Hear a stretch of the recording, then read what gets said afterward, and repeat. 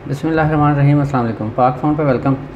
दोस्तों, आप देख रहे हैं मेरे हाथ में एक ये फ़ोन है और इसकी डिस्प्ले हम चेंज करना चाह रहे हैं और डिस्प्ले चेंज करने जा रहे हैं। तो मैंने एक चीज़ नोट की जो आपको बताना लाजमी है। इसमें 2-3 चीज़ें और भी ऐड कर दूँगा कि डिस्प्ले चेंज करते वक्त किन चीज़ों का ख्याल रखना है। कुछ चीज़ें ऐसी हैं जो अनडू नहीं हो सकती। अगर आप इन केस ख़राब कर बैठे या आप किसी मैकेनिक के पास छोड़ बैठे तो उसके बाद ये चीज़ें आपको बाज़ार से नहीं मिलेंगी।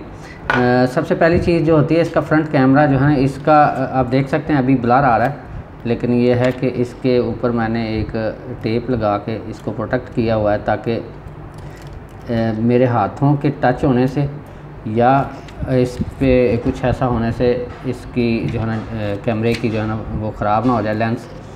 तो ये बिल्कुल साफ़ आ रहा है। दूसरी चीज़, यहाँ पे जाली है इसकी, ये टूटी हुई है। अगर आपको गौर से कैमरा फोकस करके दिखा सके, ये जाली हाफ़ टूटी हुई है। ये इसके साथ भी पीस जो है ना वो अवेलेबल नहीं है, जो इसकी पुरानी डिस्प्ले है।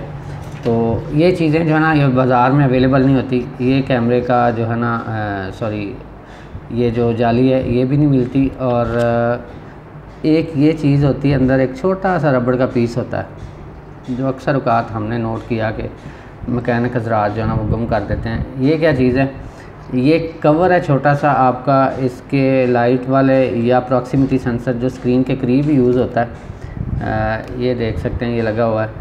इसको ये जो है ना आपके स्क्रीन के साथ टच रखने में मदद देता है।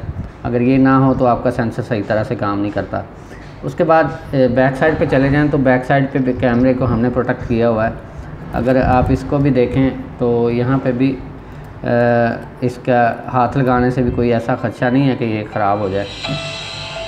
और उम्मीद है कि ये चीज़ें आपके काम आएंगी। और तीसरी